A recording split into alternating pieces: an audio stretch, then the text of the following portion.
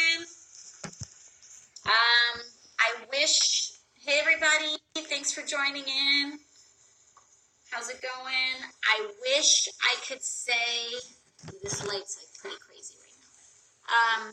I wish that I could say we were making something very fancy or from scratch at all tonight, but that is not happening. I just got back from taking a little vacation. We did a road trip in California, hiking. I just got back. I have nothing in my cupboards except mac and cheese, and so mac and cheese we will get.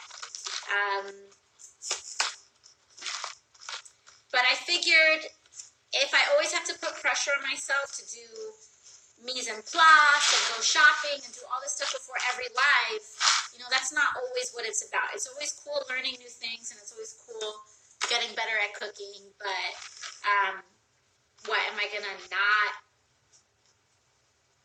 reach out and talk to people if just because I don't have what, like tomatoes and stuff? No. So we're just gonna do it. We're gonna do mac and cheese. If you have any enhancements to mac and cheese, let me know. Meanwhile, I have the water boiling. I'm just going to toss this in here. I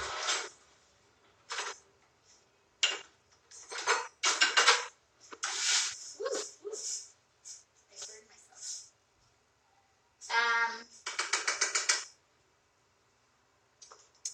And I'm using almond milk. We'll see how that tastes. I prefer oat milk myself, but there was no oat milk at the bodega. That'd be kind of fancy. Anyways, I'm just going to go start answering some questions, talk to you all a little bit.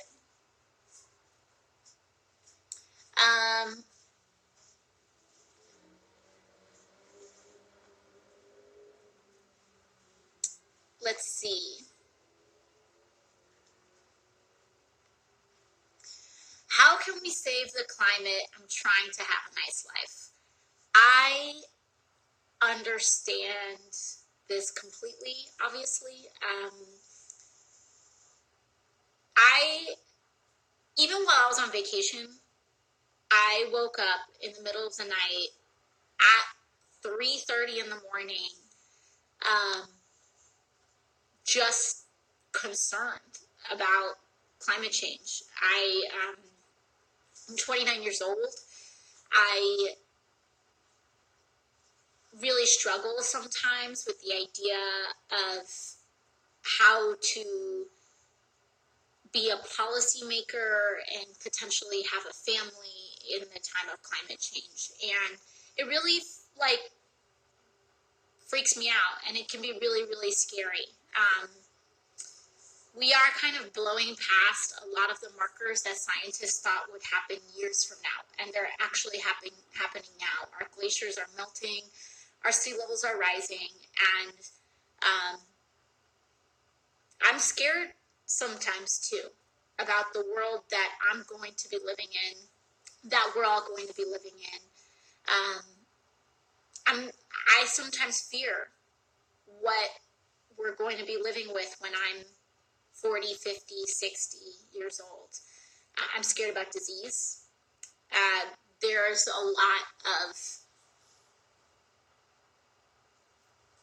a lot of things frozen in the tundra. I should put a timer on this, actually. Hold on. There are a lot of diseases that are frozen in some of these glaciers, that scientists fear that there's a potential that a lot of diseases could escape these melted glaciers, things that were frozen for thousands of years, and that they're going to get into our water, and that humans could contract them, and they are going to be diseases that are thousands of years old, that have vectors that we are not prepared for, that we have never seen. And so, that's a concern. Even if there are no diseases frozen at all in these glaciers, you have diseases that are spread by mosquitoes, and now mosquitoes are starting to fly further north that carry diseases like malaria and a whole slew of other things. And there are, parts of the United States and things that are moving much further north that we're going to have to contend with diseases that we haven't had to contend with in parts of the world before. So there's disease, there's sea level rise, there is, and by the way, sea level rise is probably one of the most expensive parts about climate change. You think overhauling our economy to decarbonize and save the planet is going to be expensive? Try not decarbonizing our economy and allowing sea levels to rise, every coastal city to go underwater, every Midwestern city or large swaths of the middle of the country experiencing drought on a level that we have not seen. That's going to be way more expensive. You think artificially having to create our food supply because the earth no longer can sustain growing foods naturally, or the sun is scorching the earth so much that we can't grow the foods that we used to be able to grow, that's going to be a lot more expensive. So we need to bite the bullet on the cost, because the alternative to not spending the money is A, death, and B, spending even more money. So, but anyways, I understand the fear, and I am not immune to that fear. I think about the kind of family that I want to plan, and I've already known my entire life that one day I'd love to adopt children. But even now, when you put climate change on top of that, I know that I want to, perhaps have one less child than I thought I would maybe have, if I can even have a child biologically. I don't know. I haven't tried. and I think having a mixed family is part of my personal planning. But it's really hard, and I don't think sometimes that older generations really understand how much we're taking this into account for our future, how scary it can be. So I think it's just, in terms of how we can save it, first of all, we need to start getting comfortable with how extreme the problem is, because only until we accept, frankly, how bad climate change is and how bad it can be for our children's lives, are we going to be comfortable pursuing really big solutions. And frankly, when it comes to climate change and climate change policy, we need to support the biggest solution that's on the table. This is not about just putting solar panels on people's roofs. This is about changing our consumption. This is about living our whole lives in a way that is more sustainable and humane. And it goes through everything. And people may not like it, and they may say, oh my God, blah, blah, blah. We're not trying to end cows and plane travel, but we need to change our lives. All of it. Our whole lives. We need to probably we need to ban single-use plastic at some point, although that is not related to climate change, but it is related to our food supply and how we live. There's a lot we have to do, and the thing is that the best thing we can do is be as supportive of climate policy and to prioritize it. If you can make climate change one of your top 3 voting issues, that's a huge thing you can do. But also, if you change your personal consumption, that can do a lot as well. So I'll dig into it, but you can always look up a lot of the stuff that we've read. Let me just stir this real quick.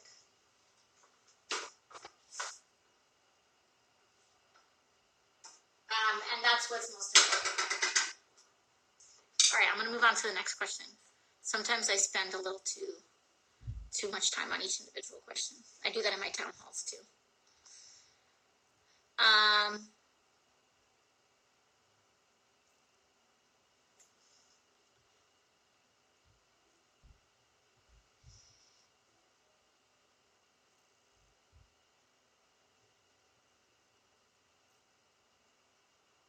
So speaking about it, people say, do you believe that following a vegetarian/vegan diet will have an effect on climate change? I think that we all have to be more sustainable. And for some people, if you want to jump into and make the shift to having a vegan diet, that can be great, or a vegetarian diet, that can be great. But I think even now, reducing our consumption period is always a good direction. And I know that for me, I can't always, I'm personally not vegan because I have people following my every move every day. And if someone sees me like eating a cheese stick and calling me a fraud, that's just more stress that I can't handle right now. But I do know that I reduce my consumption a lot, and it's good. Like, it's good for your health. I think there's this idea that you have to have meat on your plate 3 meals a day, every single day, breakfast, lunch, and dinner. And I don't think that's, it's not how I eat. But I also don't believe in shaming people or being super aggressive because they may have dairy or meat on their plate. I do think that factory farming is a huge, massive issue, and that our agricultural lobbies, these huge farm factories, are extremely concerning. I do think that we need to have and conduct a lot more oversight. I think we need to conduct a lot more oversight into factory farming. I think that that degree of suffering is not something that I personally am comfortable with.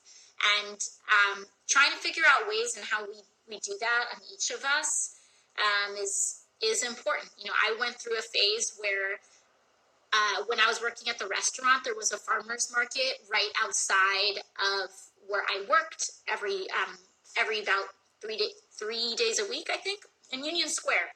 It could be more, 4 days a week. And so I definitely had a phase where if I got meat, I would only get it from local farmers, and I wasn't getting it, in styrofoam at our grocery store. But I also hope that people put more context into that conversation, because for low-income communities and working-class communities like mine, veganism can be challenging to access. And fresh fruits and vegetables is something that can be almost taken for granted. People say, oh, local farmers in NYC. Yeah, the Union Square Green Market. In fact, our whole green market system is, I think, like one of the best in the country. Lots of New York farms drive down several hours to kind of sell. And there's also CSAs and things like that. But anyways, I think at the very least being mindful of where our food comes from and trying to make small decisions in a better direction is something that can be helpful for all of us. And if you're vegan, I think that's great. I think if you're a vegetarian, I think that's great. I'm vegan on some days. I'm vegetarian on some days. But I think so long as we're being more mindful and we're trying to be compassionate and thoughtful about our consumption, I think that that's the best direction that we can all go, no matter if it's 1 step or 10 steps. I believe in taking those steps.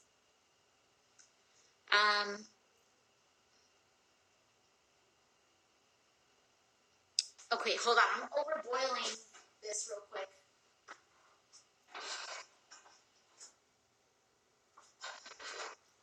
Okay, I'm gonna drain this in the colander.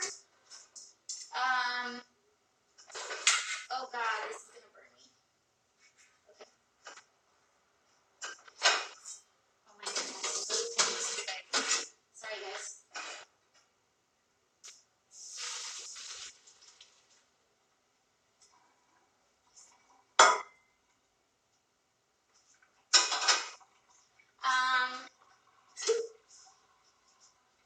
Let me take a look at the other question we got here. Let's see.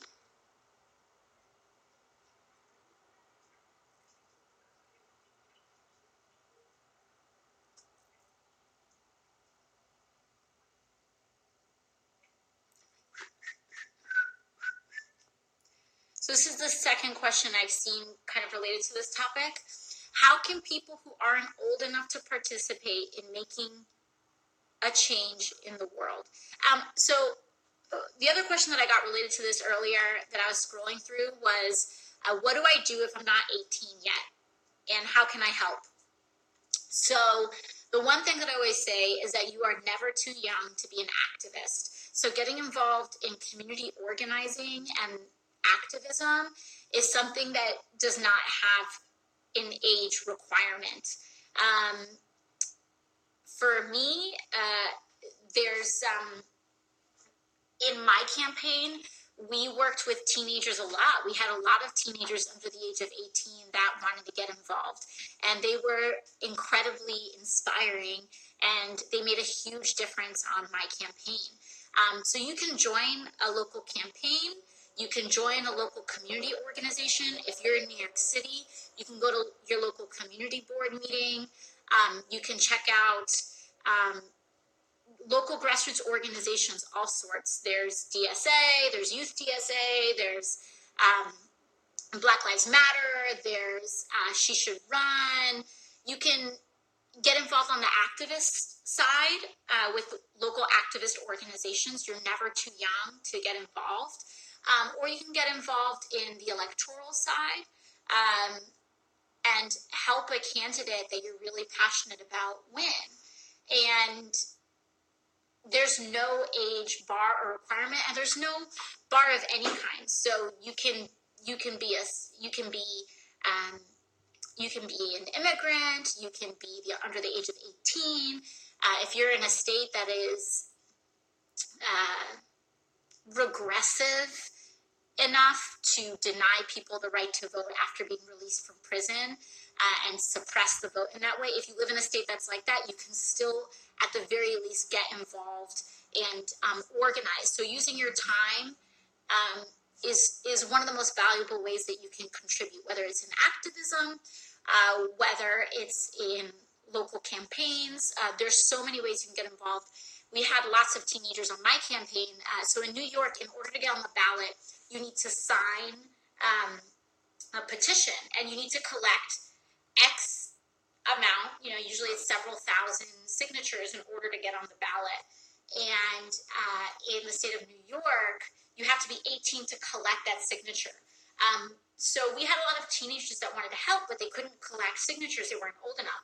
So what we did was that we had sent them to the registry to make sure to double check people's voter registration, to make sure that the people who were signing the petition were registered voters in our district, because that's the legal requirement. And so you don't have to be 18 to do that. And lots of people, joined us from local high schools and did it. So there is no limit to the help that you can offer, even if you cannot vote for legal reasons or otherwise.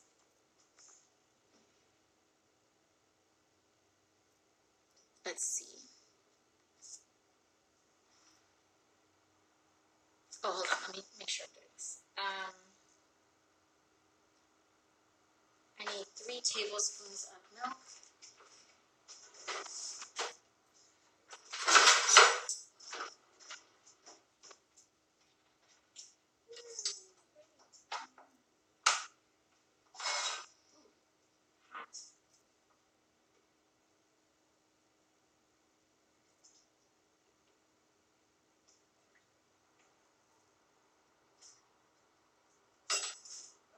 tablespoons of milk. Let me see else, what else I gotta add.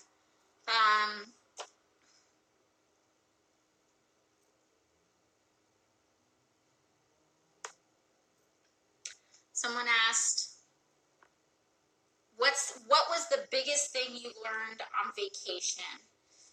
I think it's an interesting question. Biggest thing I learned on vacation? Well, I reflected on a few things. One, this is, the vacation that I just took. We did this road trip to throughout California. Some people may have heard about it because I talked about how bogus the Electoral College is, and Fox News got really mad. But it's true. I'm not taking it back. It's bogus. It's a scam. And it's not even about rural voters versus urban voters. That's the thing about the Electoral College. It's actually not about rural voters versus urban voters, because if you cared about the voices of rural voters, you would allow all rural voters to come together and to have all of their votes counted.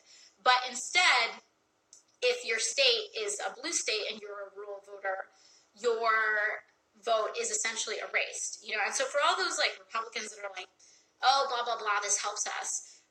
What about all of those Republican voters in, for example, New York or in California, who feel like their votes don't matter? Or I suppose if they're in a popular vote, everyone's vote would count equally, and we wouldn't give essentially affirmative action to a very few small band of voters. And for all these folks that say the Electoral College is to instill fairness, well, we literally only select one very narrow group to allow their votes to count more than other people. Why don't we give Indian reservations an electoral vote? Why don't we give Puerto Rico and U.S. territories, hundreds of thousands, if not millions, of U.S. citizens have zero representation? Why don't we give them an electoral vote? Why don't we accommodate our democracy for Black Americans who were disenfranchised and in many ways continue to be disenfranchised for hundreds of years? We don't do any of that. We only consider fairness for a very small band. And frankly, this original compromise was to accommodate slave owners. So it's codified and institutional. But anyways, that's not what I learned on vacation. We done know that. What I learned on vacation was that, well, this was the first break that I took in a very long time. When I was working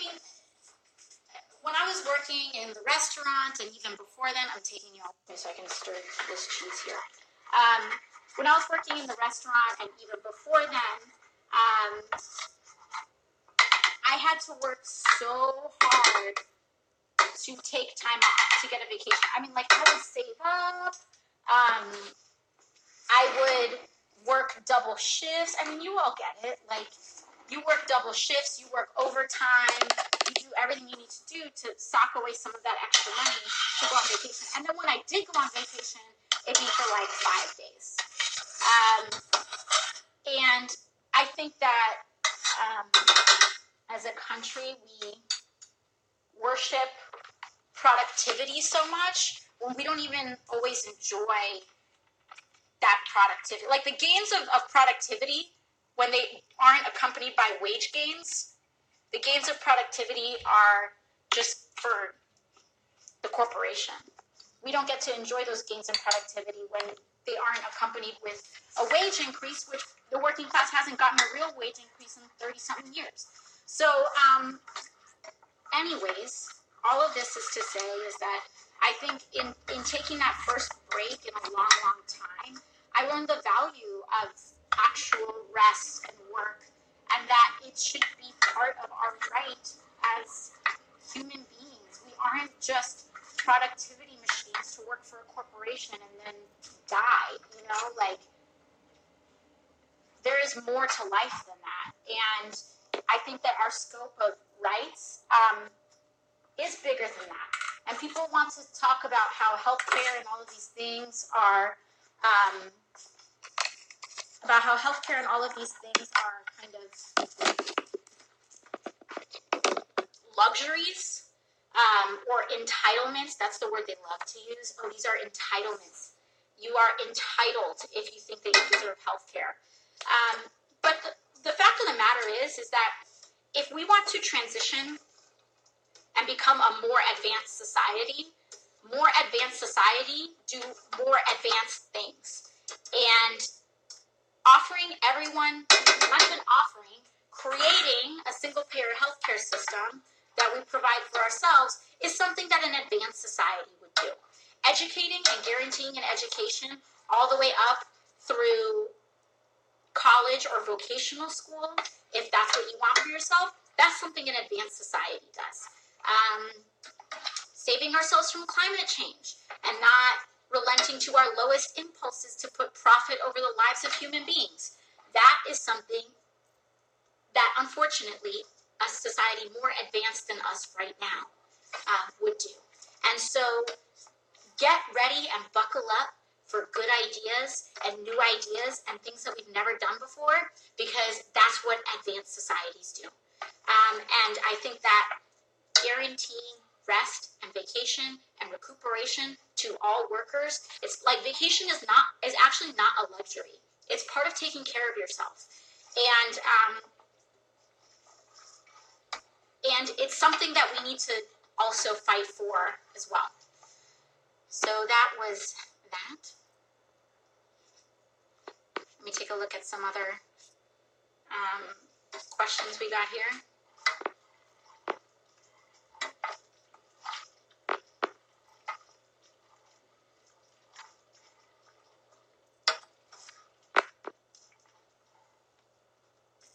Let's see.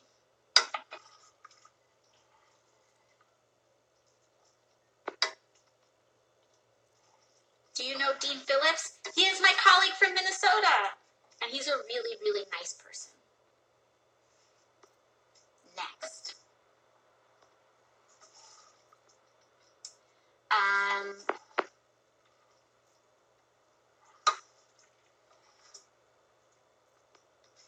What's your advice to someone who wants to take a gap year to follow their dream, but their parent, it's weird, the question gets cut off. I can't read the rest of the question.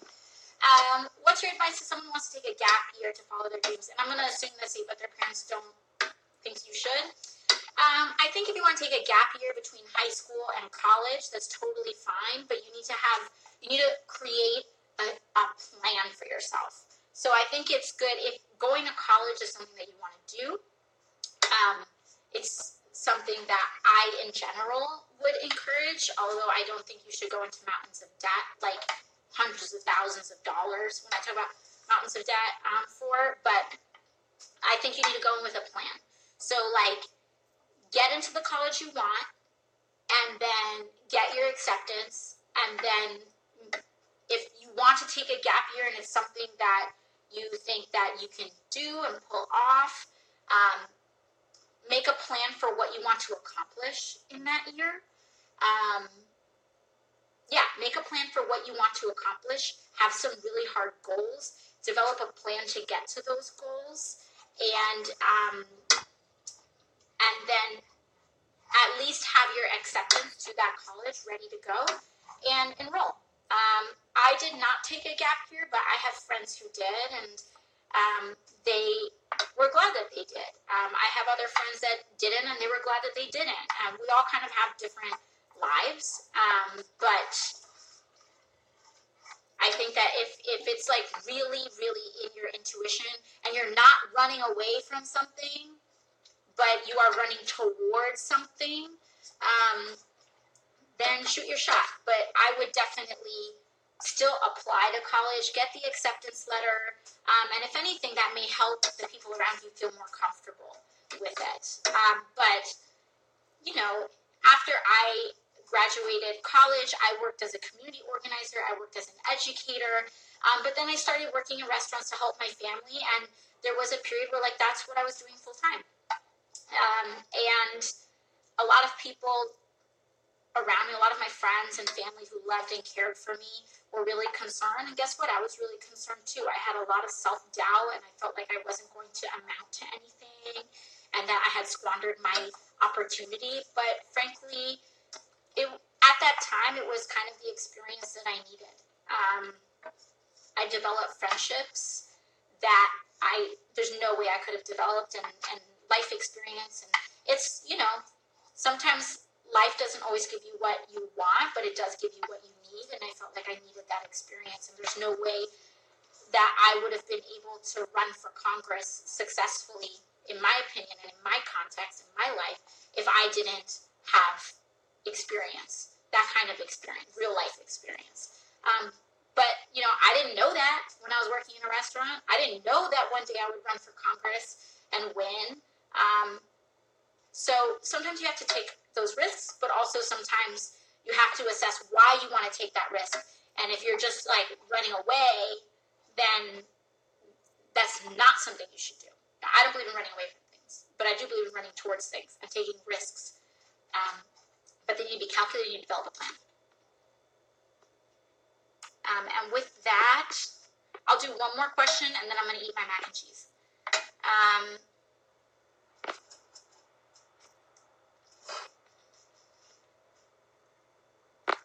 Let's see.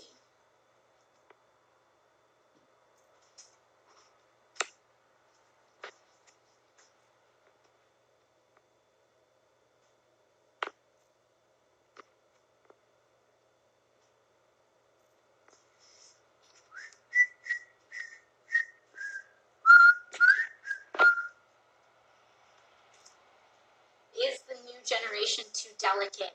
No, I don't think they're too delicate at all. I think that they're badass. I think young people are more informed and dynamic than their predecessors.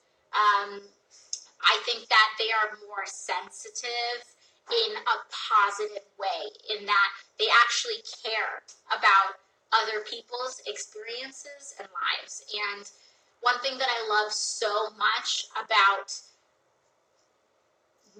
this new generation is the radical acceptance that I see from so many. And they actually take time to read and understand our history, the history of the labor movement, history of civil rights, history of racial struggles, history of economics, history of the United States, history of colonialism. And they're not afraid to have those conversations. If anything, I think they're profoundly courageous because they're willing to puncture taboos and have conversations that, frankly, older generations sometimes struggle to have. Not everyone. I don't want to paint everybody with a broad brush, but I think this new generation is connection. Okay, I think that. But anyways, I think this new generation is very profound and very strong and very brave because they're actually willing to go to the streets. How about that? Previous generations have just assumed that government's got it. Let me tell you something. You are the government. As a democracy, we the people means you. You are, as a voter, you are the government too. And if we are not in the streets, if we are not organizing, then what we are doing is abdicating ourselves from government, and then you're actually allowing someone else to take over. And that is a real issue that we've had in the past. I think there are so many people that just assumed that the government, that elected officials got it. Guess what? We don't got it. I'm here to break the news. If you're not contacting and calling and talking to people, then someone else is taking over. And oftentimes that someone else are Wall Street lobbyists, corporations, and billionaires. And those people have no problem picking up the phone and saying, this is what I believe in, and this is what you should do. This is what I think you should do. And the thing that is radical and beautiful about our democracy is that for people who are doing it right, you are just as powerful as a billionaire. And if your elected official is not treating you as just as important as a billionaire, then you need to change your elected official, straight up. I don't care what party they are. I don't care what background they are. If they are treating billionaires as more important just because of the money in their bank account, then you gotta swap them out, because we need to treat everybody with the same level of intrinsic human value, period. And so, anywho, with that, I gotta go. You're right, my mac and cheese is gonna get cold, so I need to go tend to it and eat it. Thank you all very much. I'm sorry I didn't cook anything fancier, but until next time. Bye-bye.